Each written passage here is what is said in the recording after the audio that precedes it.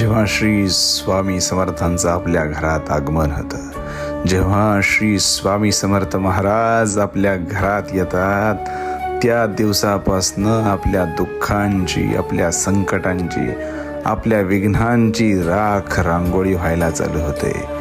महाराज आपल्याकडं बघतात, महाराज आपल्याकडं दृष्टी टाकतात आणि सांगतात, तुझ्या मागं कोण नव्हतं, तुझ्या मागं कुणी नव्हतं, म्हणून तुझ्या घरात आलोय. तुझा रक्षण करता, तुझा सर्व कार्य करविता आजपासून मी आहे. माझी सेवा करत राहा. ह्या सेवेचं फळ तुला एक दिवस असं मिळेल की तुलाच उमगणार नाही की तू काय मिळवलंयस. सगळ्यांना मिळवण्यापेक्षा मला मिळव. मी सदैव तुझा रक्षण करता होईल. श्री स्वामी समर्थ.